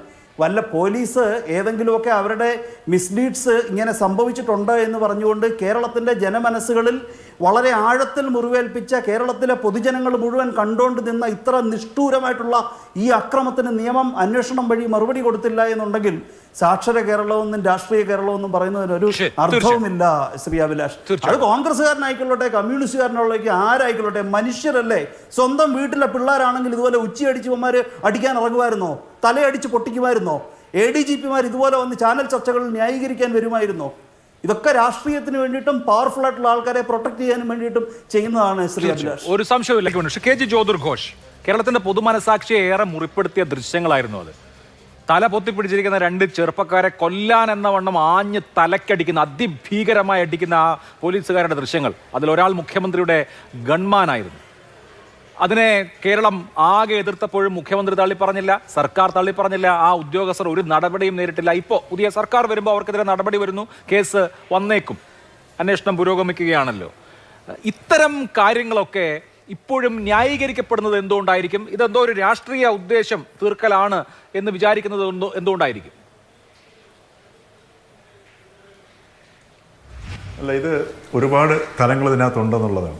ഒന്ന്, ഈ പോലീസുകാരുടെ അല്ലെങ്കിൽ ഈ ഗവൺമെൻറ് ഈ തലയടിച്ച് പൊട്ടിക്കുന്നതൊക്കെ ഈ മനുഷ്യൻ്റെ മനസാക്ഷിയൊക്കെ പെട്ടെന്നൊന്ന് കണ്ടുകൊണ്ടിരിക്കുന്നവർ ഇപ്പോഴും നമുക്കത് വളരെ ഡിസ്റ്റർബിംഗ് ആയിട്ടുള്ള ഒരു രംഗം തന്നെയാണ്. പക്ഷേ അത് വളരെ ചെറിയൊരു കുറ്റമായിട്ടാണ് ഞാൻ ഇതിനകത്തൂടെ കാണുന്നത്. കാരണം അതിനേക്കാൾ ഏറ്റവും വലിയൊരു കുറ്റം ഒരു ജനാധിപത്യ സംവിധാനത്തിൽ നമ്മൾ ജീവിക്കുന്ന രീതിയിൽ നമ്മൾ കാണേണ്ടത് ഈ ADGP MR അജിത് കുമാർ ഈ റിപ്പോർട്ട് തിരുത്തിയ ആ ക്രൈമാണ്. അതിനേക്കാൾ ഈ ഗൺമാൻ ഈ ഇറങ്ങി അടിച്ച ഇവരെ ഉപദ്രവിച്ച ആ ക്രൈമിനേക്കാൾ ഏറ്റവും വലിയ ക്രൈം. കാരണം ഈ ഗൺമാന്മാർ വേണമെങ്കിൽ അന്നേരത്തെ ഒരു ആവേശത്തിലൊക്കെയാണെന്ന് നമുക്ക് പറയാൻ പറ്റും. അവരിലെ ഈ രാക്ഷസീയതയോ മൃഗീയതയോ അല്ലെങ്കിൽ ആ കരാളതയോ രാക്ഷസീയത്വം ഒക്കെ പുറത്തു വന്നപ്പോൾ ചെയ്തതാണെന്ന് നമുക്ക് മനസ്സിലാക്കാൻ പറ്റും. പക്ഷേ സിവിൽ സർവീസിൽപ്പെട്ട ഒരു IPS ഓഫീസറായിട്ടുള്ള ADGP റാങ്കിലുള്ള ഒരു ഉദ്യോഗസ്ഥൻ ഒരു SP-യുടെ റിപ്പോർട്ടറെ വാങ്ങിച്ച് തിരുത്തിയിട്ട് കൊടുക്കുക എന്ന് പറഞ്ഞു കഴിഞ്ഞാൽ ആ ADGP-യുടെ ചുമതലയിൽ പിന്നെ ആ സിസ്റ്റത്തിന് എങ്ങനെയാണ് നിലനിൽക്കാൻ പറ്റുക? ആ സിസ്റ്റത്തിൽ അതൊരു മെസ്സേജ് അല്ലേ? ഏത് വൃത്തികേട് വേണമെങ്കിലും നമുക്ക്, അല്ലെങ്കിൽ ഏത് നീതി നിഷേധം വേണമെങ്കിലും നമുക്ക് കാണിക്കാം ഈ ഭരണത്തിന് കീഴിൽ എന്നുള്ളൊരു മെസ്സേജ് ആ സേന മുഴുകെ പോവുകയാണ്. ഒരൊറ്റ ഉദ്യോഗസ്ഥന് പോലും നീതിയുക്തമായിട്ട് ആ സേനയിൽ പിന്നെ പ്രവർത്തിക്കാൻ പറ്റത്തില്ല. കാരണം നീതിയുക്തമായിട്ട് പ്രവർത്തിച്ച് കഴിഞ്ഞാൽ ഒരു താൻ സുരക്ഷിതനല്ല എന്നുള്ള ബോധം ഓരോ പോലീസ് ഉദ്യോഗസ്ഥനും അവിടെ വരുന്നു. പിന്നെ രണ്ടാമത്തെ കാര്യം, ഈ ഗൺമാൻ അല്ലെങ്കിൽ അവർ ഇറങ്ങി അടിക്കാനുള്ള അവർക്ക് നൽകിയ ഒരു ധൈര്യം എവിടെ നിന്നാണ് കിട്ടിയത്? അത് അവിടെ ഇന്ന് നാട്ടിൽ നിലനിൽക്കുന്ന ഭരണം, അതായത് മുഖ്യമന്ത്രി, ആഭ്യന്തരത്തിൻ്റെ ചുമതല വഹിക്കുന്ന മുഖ്യമന്ത്രി, ഈ മുഖ്യമന്ത്രിയുടെ കീഴിൽ ഏത് അനീതിയും അക്രമവും പരസ്യമായി കാട്ടിയാൽ പോലും പ്രശ്നമില്ല എന്നുള്ള ഉത്തമ ബോധ്യമാണ് ഈ രണ്ടുപേരെയും ആ രീതിയിൽ പ്രവർത്തിക്കാൻ ഇടയാക്കിയത്. പിന്നെ മറ്റൊന്ന്, എനിക്ക് തോന്നുന്നു നമ്മുടെ നിയമവിദഗ്ധനായിട്ട് ശ്രീ MR അഭിലാഷ് ഇവിടെ ഉണ്ട്. നമ്മുടെ ഇന്ത്യയിൽ ഈ ശിക്ഷയായിട്ട് അടിയില്ലെന്നാണ് എനിക്ക് തോന്നുന്നത്. അടിക്കുക നമ്മുടെ ഒരു ശിക്ഷാവിധിയുടെ ഭാഗമല്ല. തൂക്കിക്കൊലയൊക്കെ ഉണ്ട്, പക്ഷെ അടിയില്ലെന്നാണ് എനിക്ക് തോന്നുന്നത്. ഈ അടിക്കുന്ന രാജ്യങ്ങളിൽ പോലും തലയ്ക്കടിക്കാറില്ല, മിക്കവാറും മുതുകിലും മറ്റു ഭാഗങ്ങളിലൊക്കെയാണ് അടിക്കാറുള്ളത്. പക്ഷേ ആ രീതിയിൽ പോലും നമുക്കിതിനെ ആ ശിക്ഷയായിട്ട് പോലും കാണാൻ കഴിയുന്നില്ല. പിന്നെ മറ്റൊന്ന്, ഇത് ശരിക്കും പറഞ്ഞാൽ നമ്മുടെ ഈ ഒരു ജനാധിപത്യ സംവിധാനം സ്വേച്ഛാധിപത്യത്തെക്കാൾ ജീർണിക്കുന്നതിൻ്റെ ഒരു നേർ ചിത്രമാണ് നമ്മളിവിടെ കാണുന്നത്. ഒന്ന് ആലോചിച്ച് നോക്കുക. ആരോട് ഉത്തരം പറയേണ്ട ആവശ്യമില്ല എന്ന ആ ബോധ്യമാണ്. യഥാർത്ഥത്തിൽ ഇപ്പോൾ ഇവിടെ ഈ CPM എന്തുകൊണ്ടാണ് ഇന്ന് ഈ ഒരു രാഷ്ട്രീയമായ തകർച്ച നേരിടുന്നത് എന്നതുപോലും ഈ ഒരൊറ്റ ഇൻസിഡൻറ്റിലൂടെ കേരളീയരുടെ ഒരു സാമാന്യ ബുദ്ധിയെ ചോദ്യം ചെയ്യാനുള്ള ആ ഒരു രീതി കാണിച്ചതിൻ്റെ ഫലമാണ് ഈ തെരഞ്ഞെടുപ്പിൽ നാം കണ്ടതെന്ന് നമുക്ക് മനസ്സിലാക്കുന്നു. നമ്മുടെ ഈ ഒരു രക്തം പരിശോധിക്കാനായിട്ട് ഒരു ശരീരത്തിലെ മുഴുവൻ രക്തത്തിൻ്റെ ആവശ്യമില്ല, ഒരു തുള്ളി മാത്രം മതി എന്ന് പറഞ്ഞതുപോലെ ഈ ഒരൊറ്റ സംഗതി പരിശോധിച്ചു കഴിഞ്ഞാൽ ഈ താഴെ തലം വരെയോ അല്ലെങ്കിൽ മുകളിലോട്ടോ ഒന്നും ചർച്ച ചെയ്യേണ്ട ആവശ്യമില്ല. ഈ ഒരു സംഗതി എടുത്ത് നോക്കിക്കഴിഞ്ഞാൽ എന്തുകൊണ്ടാണ് CPM കേരളത്തിൽ ഈ തകർച്ച നേരിടുന്നത് മനസ്സിലാക്കാൻ പറ്റും. മാത്രമല്ല, ഇതിനെ ഈ പ്രക്ഷോഭത്തിലൊക്കെ ലാത്തിചാർജിലോ വെടിവെപ്പിലോ ഒക്കെ പരിക്കേൽക്കുന്നതായിട്ട് ഈ ഒരു സംഭവത്തെ കാണാൻ കഴിയും. ഇത് വളരെ വ്യത്യസ്തമായ ഒരു സംഗതിയാണ്. കേരള ചരിത്രത്തിൽ രക്ഷാപ്രവർത്തനം എന്ന് പറയുന്നത് ചിലപ്പോൾ 50, 60, 100 കൊല്ലം കഴിഞ്ഞിട്ട് ചരിത്രം പഠിക്കുന്ന വിദ്യാർത്ഥികൾ ഇത് നോക്കുകയാണെന്നുണ്ടെങ്കിൽ അവർ ഞെട്ടിപ്പോകും. ഈ സാധനം എന്തുകൊണ്ടാണ് ഇതിൻ്റെ രക്ഷാപ്രവർത്തനം എന്ന് വിശദീകരിക്കുന്നത്.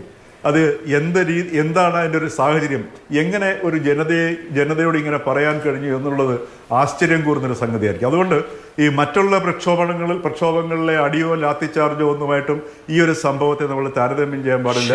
ഇത് വളരെ വ്യക്തമായിട്ട് ഈ സംഭവം എന്താണെന്നുള്ളത് നമ്മൾ തിരിച്ചറിയണം. എന്നിട്ട് അവിടെയാണ് നമ്മുടെ ഈ വിഷയത്തിൻ്റെ ഗൗരവം വരുന്നതും അതോടൊപ്പം തന്നെ ഇതിനെ തുടർന്നുണ്ടായ സംഗതി. ശരിക്കും പറഞ്ഞു കഴിഞ്ഞാൽ MR അജിത് കുമാർ ഈ റിപ്പോർട്ട് തിരുത്തിയത് ശരിയാണെന്നുണ്ടെങ്കിൽ അതിനേക്കാൾ വലിയൊരു കുറ്റം, ആ കുറ്റവുമായിട്ട് ഈ ഗൺമാന്മാരുടെ നമ്മുടെ മനസാക്ഷി ഞെട്ടിക്കുന്നു എന്നുള്ള സത്യമാണ്. പക്ഷെ കുറ്റകൃത്യത്തിന്റെ തോത് നോക്കണമെങ്കിൽ ക്രൈം നോക്കുകയാണെങ്കിൽ MR അജിത് കുമാർ ഏർപ്പെട്ട ആ ക്രൈമാണ് ഏറ്റവും ഗുരുതരമായ ക്രൈം. ആ ക്രൈമിനെ ഏതെങ്കിലും രീതിയിൽ മറയ്ക്കാനുള്ള സംഘടിത ശ്രമം ഉണ്ടാവുകയാണെങ്കിൽ യഥാർത്ഥത്തിൽ അത് ഇപ്പോൾ LDF നൽകിയ ഒരു LDF നിന്ന് UDF കൊണ്ടുവന്ന രക്ഷാപ്രവർത്തനം ഉണ്ടല്ലോ, അതേപോലൊരു രക്ഷാപ്രവർത്തനം യഥാർത്ഥത്തിൽ കേരള ജനതയും നടത്തുമെന്നുള്ളതിൽ സംശയമില്ല. കാരണം ജനങ്ങളെല്ലാം ഇത് കണ്ടുകൊണ്ടിരിക്കുകയാണ്. ജനങ്ങളുടെ സാമാന്യ ബുദ്ധിയെ ഒരു രാഷ്ട്രീയ നേതൃത്വവും ചോദ്യം ചെയ്യാൻ പാടില്ല എന്നുള്ളതിന്റെ ഒരു വ്യക്തമായ ഉദാഹരണം കൂടിയാണ്. തീർച്ചയായിട്ടും. ശരി, നമുക്ക് ഇപ്പൊ ബേസിൽ പറക്കുടിയുണ്ട്, KSUവിന്റെ നേതാവാണ്. ബേസിലും സമാനമായ വിധത്തിൽ ഒരു ആക്രമണം ഈ നവകേരള യാത്രക്കിടെ പ്രതിഷേധിച്ചപ്പോൾ നേരിട്ടാണ്. നമുക്ക് അതിന്റെ ദൃശ്യം ഒന്ന് കണ്ടതിന് ശേഷം ഞാൻ ബേസിലിനോട് ആ ചോദ്യം ചോദിക്കാം.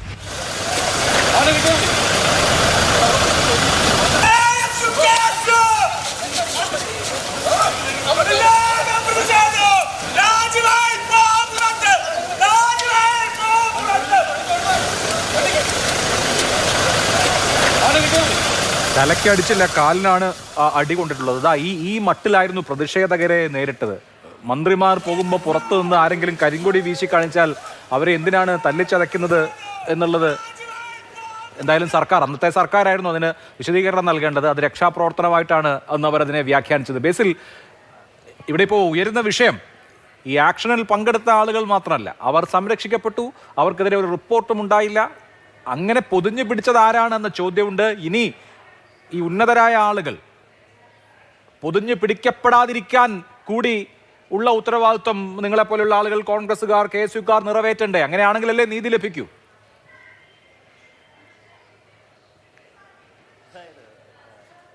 കൃത്യമായി പറയാം. അതായത് നമ്മൾ ഈ പറയുന്ന പോലെ അവിടെ ഇരുന്ന് PK ഗോപൻ പറയേണ്ടത് Z+ കാറ്റഗറി അല്ലേ, സ്വാഭാവികമായിട്ട് ഉണ്ടാകും എന്നുള്ള രീതിയിലൊക്കെയാണ് PK ഗോപൻ പറയേണ്ടത്. അത് പിണറായി വിജയൻ ഇതിനു മുമ്പ് വലിയ അക്രമങ്ങൾ അനുഭവിച്ചു, അല്ലെങ്കിൽ പോലീസിൻ്റെ വലിയ രീതിയിലുള്ള അക്രമങ്ങൾക്ക് ഇരയായ ആളാണ് എന്ന രീതിയിലൊക്കെ സംസാരിക്കുകയുണ്ടായി.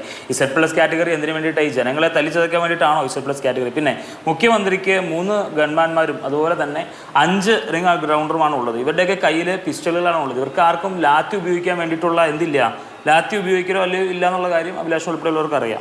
അപ്പോൾ ഈ കേരള പോലീസ് മാനുവലൊക്കെ ഈ പറയുന്ന പോലെ, പിന്നെ നമ്മൾ കേരളത്തിലെ പോലീസ് മാനുവലിൻ്റെ കാര്യമൊക്കെ പറഞ്ഞു കഴിയുമ്പോൾ ഈ ജനങ്ങളെ കൊള്ളയടിക്കാൻ ഏറ്റവും കൂടുതൽ ഉപയോഗിക്കുന്ന സാധനമാണ് ഈ ഭരണഘടന എന്ന് പറഞ്ഞ മിനിസ്റ്ററുള്ള പാർട്ടിയാണ്. അപ്പോൾ അതുകൊണ്ട് പോലീസ് മാനുവലിൻ്റെയും വകുപ്പും കാര്യമൊക്കെ പറഞ്ഞാൽ ചിലപ്പോൾ മനസ്സിലാവില്ല. പക്ഷേ പോലീസ് മാനുവലിൽ ചാപ്റ്റർ 7 കൃത്യമായിട്ട് principle of police conduct rule 87 കൃത്യമായി പറയുന്നുണ്ട്. അതായത് ഈ പറയുന്ന CMൻ്റെ കൂടെയുള്ള ഉദ്യോഗസ്ഥர்கள், CMൻ്റെ കൂടെയുള്ള ഈ ഞാൻ ആദ്യം പറഞ്ഞ പോലെ തന്നെ 3 ഗൺമാന്മാർക്കും 5 റിംഗ് റൗണ്ടർമാർക്കും ഉള്ള ഡ്യൂട്ടി, അല്ലെങ്കിൽ അവരുടെ എന്തൊക്കെയാണ് റെസ്പോൺസിബിലിറ്റി എന്നുള്ള കൃത്യമായി പറയുന്നുണ്ട്. അത് നോക്കിയാൽ കൃത്യമായി മനസ്സിലാവും. ഇവർക്ക് ലാത്തി കൊണ്ട് വരുന്ന പ്രതിഷേധക്കാരെ അടിക്കലല്ല ഇവരുടെ ഡ്യൂട്ടി, മറിച്ച് CMൻ്റെ പ്രൊട്ടക്ഷൻ കൊടുക്കില്ല. ഇവർ പറയുന്ന ഇവരുടെ കയ്യിൽ വേണ്ടത് പിസ്റ്റലാണ്. പിന്നെ ഒരു കാര്യം ഞാൻ പറയാം, ചെടിച്ചട്ടി കൊണ്ട് തലക്കടിക്കുന്ന കഥ പറഞ്ഞു. ഞങ്ങളൊക്കെ സ്വാഭാവികമായി ഉണ്ടാകുന്ന സമരം നമ്മളൊക്കെ കണ്ടതാണ്. ഉമ്മൻചാണ്ടി സർക്കാരിൻ്റെ കാലത്തൊക്കെ ഉമ്മൻചാണ്ടി സർക്കാർ പോകുന്ന ആ ഉമ്മൻചാണ്ടിയുടെ വണ്ടിക്കൊക്കെ കല്ലെറിഞ്ഞ് ഉമ്മൻചാണ്ടിയുടെ നെറ്റി പൊട്ടിയൊക്കെ നമ്മൾ കണ്ടതാണ്.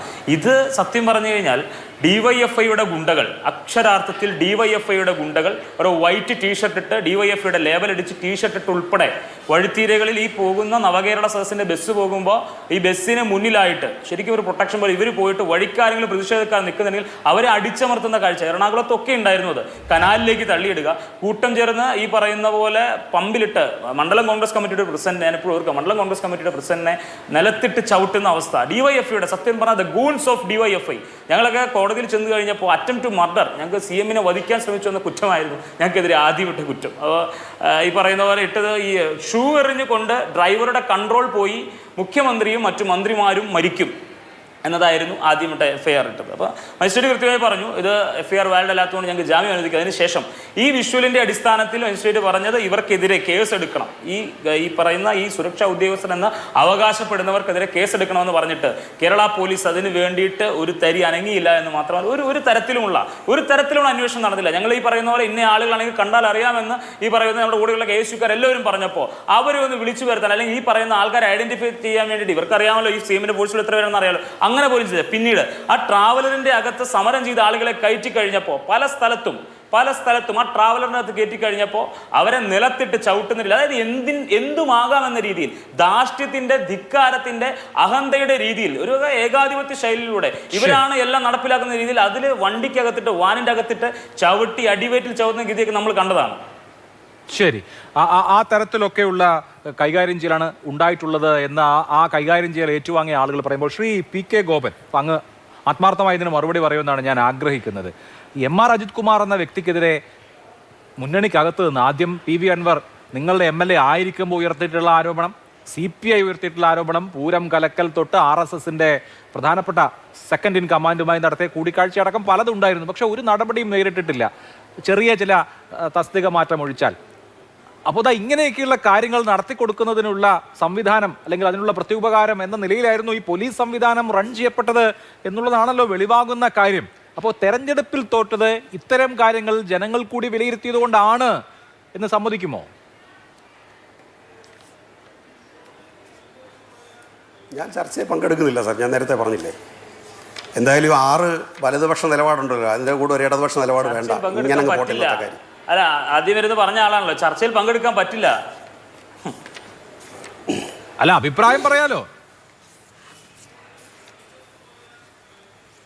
അഭിപ്രായം പറയാൻ നിങ്ങൾ സമ്മതിക്കില്ലല്ലോ. ഇതിപ്പോ സമ്മതിക്കാം. ഇനി ഇവരാരെങ്കിലും ചർച്ചയിൽ പങ്കെടുത്തപ്പോൾ നിങ്ങൾക്ക് എന്തെങ്കിലും ക്വസ്റ്റ്യൻ ഉണ്ടായിരുന്നോ? ഇല്ല, അവർ സമയമില്ല. ഇവരാരെങ്കിലും ചർച്ചയിൽ പങ്കെടുത്തപ്പോൾ അങ്ങേക്ക് ക്വസ്റ്റ്യൻ ഉണ്ടായിരുന്നോ? ഇല്ല, അതിന്റെ ആവശ്യമില്ല. അങ്ങേ ക്വസ്റ്റ്യൻ അങ്ങ് ഒരു പാർട്ടിയുടെ പ്രതിനിധി വിളിച്ചിരുത്തുമ്പോ ഒരക്ഷരം മിണ്ടാ അങ്ങ് അനുവദിക്കത്തില്ല. ഞാനേ ഒരക്ഷരം മിണ്ടാ അങ്ങ് അനുവദിക്കത്തില്ല. ആ പണി നിങ്ങളുടെ കൈ വെച്ചിരുന്നാ മതി. ഇപ്പൊ പറയിപ്പിക്കാൻ തുടങ്ങിയിട്ട് നിങ്ങൾ കയറി ഇടപെടുന്ന ഏർപ്പാടുണ്ടല്ലോ, അത് നിങ്ങളുടെ കൈ വെച്ചിരുന്ന. അല്ല, ഇപ്പൊ പറയുകയാണെങ്കിൽ അവസരം ഒന്നും എനിക്ക് വേണ്ട. നിങ്ങളുടെ അവസരം കിട്ടിയിട്ടല്ലയോ ഞാൻ രാഷ്ട്രീയ പ്രവർത്തനം തുടങ്ങി. അഭിലാഷിന്റെ ഔദാര്യം കൊണ്ടല്ലോ ഞാൻ രാഷ്ട്രീയ പ്രവർത്തനം നടത്തുന്നത്. ആരുടെയും ഔദാര്യത്തിലല്ലല്ലോ അവരുടെ അഭിപ്രായം പറയുന്നത്. അങ്ങനെ ആർക്കാണ് പറയാൻ കഴിയും? നിങ്ങൾ പറഞ്ഞു, നിങ്ങൾ പറഞ്ഞു. അങ്ങേക്ക് പറയാനുണ്ടെങ്കിൽ അങ്ങേക്ക് പറയാം, ഞാൻ ഇന്ററപ്റ്റ് ചെയ്യില്ല. സമയം പറഞ്ഞാൽ ഞാൻ ഒന്നും പറയാൻ നിങ്ങൾ സമ്മതിക്കത്തില്ല.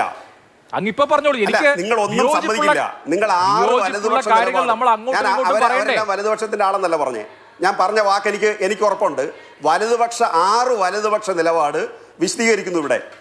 അതിൻ്റെ കൂടെ ഒരു ഇടതുപക്ഷ നിലപാട് ഇല്ലെങ്കിലും ഇന്ന് കുഴപ്പമൊന്നുമില്ല. ഞങ്ങൾ നല്ലതുപോലെ തോറ്റു നിൽക്കുക. നിങ്ങളൊക്കെ പറഞ്ഞ കാരണം കൊണ്ട് ഞങ്ങൾ തോറ്റു. നിങ്ങളൊക്കെ വിശദീകരിച്ച പ്രശ്നങ്ങൾ കൊണ്ട് ഞങ്ങൾ ജനങ്ങളുടെ ശത്രുക്കളായി. പോരെ? ഇനി കേരളത്തിൽ പോലീസിന്റെ ആക്രമണം ഉണ്ടാകാതെ നിങ്ങൾ നോക്കിക്കൊള്ളുക എന്ന് മാത്രമേ ഉള്ളൂ. അല്ലാതെ വേറെ ഒരു കാര്യം വിശദീകരിക്കാനും നിങ്ങൾ സമ്മതിക്കില്ല. ആരോട് നിങ്ങൾക്ക് ചോദ്യമില്ലായിരുന്നല്ലോ? ഉണ്ടോ? ഏതെങ്കിലും ഒരു ചോദ്യം നിങ്ങൾ ചോദിച്ചോ? അവരോട് ചോദിക്കേണ്ട കാര്യം ഒരു ശബ്ദം ഉണ്ടെങ്കിൽ അത് സപ്പോർട്ടീവായിട്ടല്ലാതെ ഒരു ചോദ്യം നിങ്ങൾ ചോദിച്ചോ? ഇത് എന്തൊരു അവതരണമാണ്, എന്തൊരു ആങ്കറിംഗ് ആയത്? തെറ്റായ ഒരു കാര്യത്തെ തെറ്റാണ് എന്ന് പറയുന്നവരോട് ഞാൻ എന്തിനാണ് പിന്നെയും ചോദ്യം ചോദിക്കേണ്ടത്? ഒന്നാമത്തെ കാര്യം. രണ്ടാമത്തെ കാര്യം, ഇനിയെന്നല്ല എപ്പോഴായാലും കേരളത്തിൽ ഒരു അതേക്കുറിച്ച് സംസാരിക്കും, അതിലിടപെടും. നിങ്ങൾ തന്നെ വിശദീകരിക്കുന്ന എന്താ? അല്ല നിങ്ങൾ പറഞ്ഞോളൂ. ഇതാണ് ഒന്നും പറയാൻ സമ്മതിക്കത്തില്ലേ, പിന്നെ എങ്ങനെ ചർച്ച ഇല്ല, അങ്ങ് പറയൂ. നിങ്ങൾ തന്നെ ഞാൻ ചർച്ചയുടെ ഉള്ളടക്കളത്തിലേക്ക് കടക്കുന്നില്ല. നിങ്ങൾ തന്നെ ഈ പോലീസിന്റെ ഭീകരത എന്ന് പറഞ്ഞാൽ അത് കേരളത്തിൽ ഏറ്റവും കൂടുതൽ അനുഭവിച്ചിട്ടുള്ള രാഷ്ട്രീയ പാർട്ടിയുടെ പ്രതിനിധിയാണ് ഞാൻ തുടക്കത്തിൽ പറഞ്ഞു. 8 തവണ LDF ഭരിച്ചിട്ടുണ്ട്, 8 തവണ UDF ഭരിച്ചിട്ടുണ്ട്. ഒരു 150 കഥകളെടുത്ത് വിശദീകരിക്കാനുണ്ട്. അപ്പോൾ നിങ്ങൾ പറഞ്ഞു മുൻകാലം പറയണ്ട. ഓക്കെ, മുൻകാലം പറയുന്നില്ല. അങ്ങനെയാണെങ്കിൽ ഇന്ന് നടന്ന സംഭവം, 2 ദിവസത്തേക്ക് മുമ്പ് പാരിയത്തുകാവ് നടന്ന സംഭവം, അതും പറയാൻ പാടില്ല. അപ്പോൾ എന്തോ നിങ്ങൾ ഉദ്ദേശിക്കുന്നത്? അതായത് നിങ്ങൾ കൊണ്ടുവന്ന അജണ്ടയ്ക്ക് മാത്രം നിന്ന് തരണം. അത് പറ്റില്ല സർ. ഏതൊരു പർട്ടിക്കുലർ ഇഷ്യൂ അല്ല. കാരണം ഇതിനേക്കാളൊക്കെ സീരിയസ് അത്. വർഷങ്ങൾക്ക് മുമ്പ് നടന്ന സംഭവത്തിൽ VIP-കളെ ആക്രമിക്കുന്നില്ല. അവിടെ മന്ത്രി സ്ഥലത്തെത്തിയിട്ടില്ല. പാരിയത്തുകാവിൽ ഒരു പാവപ്പെട്ട മനുഷ്യരും പോലീസിനെ അടിക്കാനോ മന്ത്രിമാരെ കൈകാര്യം ചെയ്യാനോ പോയില്ല. അവരവിടെ 150 കൊല്ലമായിട്ട് തലമുറയായിട്ട് താമസിക്കുക. 14 പ്രാവശ്യം പോലീസ് എന്നു. അപ്പോഴൊന്നും പോലീസ് ഇടതുപക്ഷ മുന്നണി ഭരിച്ചുകൊണ്ടിരിക്കുമ്പോൾ പോലീസ് അവരെ ആക്രമിക്കുന്നില്ല, തിരിച്ചു പോവുകയാണ് ചെയ്യുന്നത്. ഇപ്പോൾ ഭരണം മാറി, ചെന്നു, ആളുകൂടി, പോലീസ് പിരിഞ്ഞുപോയി. 1 മണിക്കൂറിനകം തിരിച്ചു ചെന്നു. ഏതൊക്കെ സന്നാഹങ്ങളുമായി? ജലപീരങ്കി ചെന്നു, ടിയർ ഗ്യാസ് ചെന്നു, മാരകമായ ആയുധങ്ങൾ ചെന്നു, സ്ത്രീകളെ ഉൾപ്പെടെ, പുരുഷ പോലീസുകാർ ഉൾപ്പെടെ വർദ്ധിച്ചു. നിങ്ങൾക്ക് ചർച്ചയില്ല. അത് കഴിഞ്ഞ് ഇന്നലെ SFI പ്രവർത്തകർ വിജയാഹ്ലാദ പ്രകടനം നടത്തി. KSU ആക്രമിച്ചു, പോലീസ് മാറി നിന്നു. SFI സംസ്ഥാന ഭാരവാഹികളെ തല്ലി ഒടിച്ച് അവിടെ ഇട്ടിരിക്കുന്നു. നിങ്ങൾക്ക് ചർച്ചയില്ല. അങ്ങനെ പറയട്ടെ. ഞാൻ പറഞ്ഞു നിർത്തിയിട്ട് ഇടപെട്ടാ നിങ്ങൾ. അല്ലല്ല, നിങ്ങൾ ഇടപെടണ്ട. ഇപ്പം നിർത്തും. ഞാൻ പറഞ്ഞു നിർത്തിയിട്ട് ഇടപെട്ടാൽ മതി. നിങ്ങൾ ഇതുവരെ അവരുടെ കാര്യത്തിൽ ഇടപെട്ടില്ലല്ലോ. നിങ്ങൾ അങ്ങനെ മിടുക്കനാവണ്ട. നിങ്ങൾ അവരുടെ കാര്യത്തിൽ ഇടപെട്ടില്ലല്ലോ. ഞാൻ പറയട്ടെ, എനിക്ക് പറയാനുള്ളത്. എന്നെ വിളിച്ചിരുത്തിയിരിക്കുന്നത് ഞാൻ പറയട്ടെ. അപ്പോൾ SFI പ്രവർത്തകരെ മാരകമായി മർദ്ദിച്ചിട്ടിരിക്കുന്നു. നിങ്ങൾക്ക് ചർച്ചയില്ല. നിങ്ങൾ ഇവിടെ മന്ത്രിമാരും മുഖ്യമന്ത്രിയും കൂടി ഒരു വാഹനത്തിൽ മുൻകൂട്ടി അനൗൺസ് ചെയ്ത് സർക്കാർ ഉദ്യോഗസ്ഥർ ഉൾപ്പെടെ ജനങ്ങൾക്ക് ക്ഷേമ പ്രവർത്തനങ്ങളുമായിട്ട് ഓരോ സ്ഥലത്ത് ചെന്ന് അവരിൽ നിന്ന് പരാതി കേട്ട് നേരത്തെ ഒരു MLA യോട് വിശദീകരിച്ചു നവകേരള സദസ്സ് കൊണ്ട് എന്തുണ്ടായെന്ന്. അദ്ദേഹത്തിൻ്റെ ഉൾപ്പെടെ അദ്ദേഹം ഇപ്പോഴേ MLA ആയ കേരളത്തിലെ 140 മണ്ഡലങ്ങളിലും ശ്രീ രമേശ് ചെന്നിത്തല ഉൾപ്പെടെ ബഹുമാനായ ഇപ്പോഴത്തെ മുഖ്യമന്ത്രി VD സതീശൻ ഉൾപ്പെടെ സകല മണ്ഡലത്തിലും ആ നവകേരള സദസ്സിൻ്റെ ഭാഗമായിട്ട് 7 കോടി രൂപ അനുവദിക്കുകയും അവർക്ക് അത്യാവശ്യ വികസന പ്രവർത്തനങ്ങൾ നേരിട്ട് നടത്താനും പറ്റി. ഒരു MLAക്ക് ഒരു വർഷം 7 കോടി ഇല്ലെന്ന് ഓർത്തോണം. അപ്പോഴാണ് ഈ നവകേരള സദസ്സിൽ മാത്രം 44,000 പരാതിക്ക് തീർപ്പ് കൽപ്പിച്ച് 1500 കോടിയോളം രൂപ വിതരണം ചെയ്ത് ഉമ്മൻചാണ്ടി സാറ് നടത്തിയപ്പോൾ 200 കോടി രൂപ ചെലവാക്കി 112 കോടിയാണ് വിതരണം ചെയ്തത്. കണക്ക് കിടപ്പുണ്ട് പബ്ലിക് ഡൊമൈനിൽ. അങ്ങനെ ഒരു പരിപാടി അദ്ദേഹം ആക്ഷേപിച്ചു. നിങ്ങളൊരു ചോദ്യം ചോദിച്ചില്ല, ആർക്കെങ്കിലും എന്തെങ്കിലും ഗുണം കിട്ടിയെന്ന് പറയാമെന്ന് ചോദിച്ചില്ല നിങ്ങൾ. അപ്പോൾ അദ്ദേഹം വന്നിരുന്ന് ആക്ഷേപിച്ചിട്ട് അദ്ദേഹത്തിൻ്റെ കഥാപാത്ര അഭിനയം കഴിഞ്ഞ് അദ്ദേഹം പോയി. അപ്പോഴും നിങ്ങൾക്ക് ചോദ്യമില്ല. എന്നിട്ട് നിങ്ങൾ അടി കൊണ്ട ആളെന്നും പറഞ്ഞ് ആളുകളെ അവതരിപ്പിക്കുന്നു. അവർക്ക് പറയാവുന്ന വല്ല ആക്ഷേപകരമായിട്ട് പറയുന്നു. നിയമപരമായി പറയാവുന്ന മറ്റ് 2 സുഹൃത്തുക്കളും പറഞ്ഞു. എനിക്ക് അവരുടെ അഭിപ്രായത്തോട് വ്യത്യസ്ത അഭിപ്രായമൊന്നുമില്ല. എല്ലാ കാലത്തും ഈ അഭിപ്രായം ഉണ്ടാവണമെന്ന് മാത്രം അഭ്യർത്ഥന മാത്രമേ ഉള്ളൂ. അപ്പോൾ കേരളത്തിലെ പോലീസിന്റെ ഭീകരതയേറ്റ് ഏറ്റവും കൂടുതൽ വിഷമം അനുഭവിച്ചവരാ ഞങ്ങൾ. നിങ്ങൾ DYFIയുടെ കാര്യം പറഞ്ഞു. ഇവിടെ രക്ഷാപ്രവർത്തനം എന്ന് പറഞ്ഞ് ഉപയോഗിച്ച് ഏത് കാര്യത്തിനാ? ഈ പോലീസ് ഇറങ്ങി അടിച്ചതിനല്ല. രക്ഷാപ്രവർത്തനം എന്ന് മുഖ്യമന്ത്രി വിശദീകരിച്ചത് ഇപ്പോഴും യൂട്യൂബ് കിടപ്പുണ്ട്. അതായത് വാഹനത്തിന്റെ മുമ്പിലേക്ക് ഒളിവിൽ നിന്ന് ചാടി വീഴുന്നു. 1000-2000 പേരൊരിടത്ത് കൂടി നിന്നാൽ പോലീസിനത് മനസ്സിലാവും. അല്ലെങ്കിൽ 10 പേരെടുത്ത് കൂടി എന്നിട്ട് കൈകൊടി കാണിച്ചാൽ മനസ്സിലാവും ഇത് ഒളിവിൽ നിന്ന് ചാടി വീഴുന്നു. അങ്ങനെയുള്ളവർ വണ്ടിയുടെ കീഴിൽ വീണ് മരിച്ചാൽ മുഖ്യമന്ത്രിയുടെ വണ്ടി ആക്സിഡന്റിൽ പെട്ട് ആളുകൾ മരിച്ചു എന്ന വാർത്ത വരുന്ന എങ്ങനെ? അപ്പോൾ DYFIക്കാർ അവരെ തള്ളി മാറ്റി എന്ന രൂപത്തിലാണ് മുഖ്യമന്ത്രി രക്ഷാപ്രവർത്തനം പറഞ്ഞത്. ആ വാചകം സാങ്കത്യത്തിൽ എടുക്കുകയോ എടുക്കാതിരിക്കുകയോ ചെയ്യുക, അതിനെയൊക്കെ വിമർശിക്കാനുള്ള അധികാരം എല്ലാ ആളുകൾക്കും ഉണ്ട്. അതിനൊന്നും ഞാൻ തെറ്റു പറയുന്നില്ല. പോലീസ് അല്ല, ഒരു കാര്യം കൂടി പറഞ്ഞ് അവസാനിപ്പിക്കുക. പോലീസ് ഇക്കാര്യത്തിൽ തെറ്റായ നിലപാടാ സ്വീകരിച്ചെങ്കിൽ ഇപ്പോഴത്തെ ഗവൺമെന്റ് SIT ഏർപ്പെടുത്തിയിട്ടുണ്ട്, കോടതിയിൽ പോയിട്ടുണ്ട്, അന്വേഷിക്കട്ടെ, നടപടി സ്വീകരിക്കട്ടെ. ആ നടപടിക്ക് എല്ലാ പിന്തുണ ഉണ്ടാവും, ഒരു കുഴപ്പമില്ല. ശരി, ഓക്കെ. ഞാൻ നിങ്ങൾ തീർപ്പ് ഏൽപ്പിച്ചാട്ടെ. ഒറ്റ കാര്യം പറഞ്ഞുകൊണ്ട് ഞാൻ അഡ്വക്കേറ്റ് MR അഭിലാഷിലേക്ക് എനിക്ക് അദ്ദേഹത്തോടൊരു ചോദ്യമുണ്ട്. ഒന്ന്, അങ്ങ് പറഞ്ഞു ഇവിടെ 5 പേർ വലതുപക്ഷ നിലപാടും 1 ഇടതുപക്ഷ നിലപാടും. ഒന്ന്, നിരായുധരായ മനുഷ്യരെ പോലീസ് ഫോഴ്സ് അവരുടെ പരമമായ അധികാരം ഉപയോഗിച്ച് തലയ്ക്ക് തല്ലി പരിക്കേൽപ്പിക്കുന്നത് അല്ലെങ്കിൽ തല തല്ലി പൊട്ടിക്കുന്നത് തെറ്റാണ് എന്ന് പറയുന്നത് വലതുപക്ഷ നിലപാടാവുന്നത് എങ്ങനെയാണെന്ന് എനിക്ക് മനസ്സിലാവുന്നില്ല. അത് എന്തായാലും ഞാൻ മനസ്സിലാക്കിയതനുസരിച്ച് അതൊരു ജനപക്ഷ നിലപാടോ ഇടതുപക്ഷ നിലപാടോ ആണ്. അത് വലതുപക്ഷ നിലപാടായിട്ട് എങ്ങനെയാണ് അങ്ങേക്ക് തോന്നുന്നത് എനിക്കറിയില്ല. അതൊക്കെ MR അഭിലാഷ്, ആര് ഭരിച്ചാലും ഈ MR അജിത് കുമാറിനൊരു സംരക്ഷണ കവചം ഉണ്ടാവുമോ? ഇന്നിപ്പോൾ മുഖ്യമന്ത്രിയോട് ചോദിക്കുമ്പോൾ അദ്ദേഹം ADGPയുടെ കാര്യത്തെക്കുറിച്ച് പറയുന്നില്ല, അന്വേഷണം നടക്കുകയാണെന്ന് പറയുന്നുണ്ട്. ആഭ്യന്തരമന്ത്രിയോട് ചോദിക്കുന്നു, അദ്ദേഹം ഈ ADGPയുടെ കാര്യം പറയുന്നില്ല. നമുക്കറിയാം മുന്നണിയിൽ ഉണ്ടായിരുന്ന കാലത്ത് CPI വിചാരിച്ചിട്ട് നടന്നില്ല. PV അൻവർ എന്ന് പറയുന്ന ഇടത് സൈബർ കടന്നലുകളുടെ തലവൻ വിചാരിച്ചിട്ട് നടന്നില്ല, അൻവറിന്റെ പണി പോവുകയാണ് ചെയ്തത്. അപ്പോൾ ഇനി നമ്മൾ അതിനെ തുടർച്ച പ്രതീക്ഷിക്കേണ്ടി വരുമോ?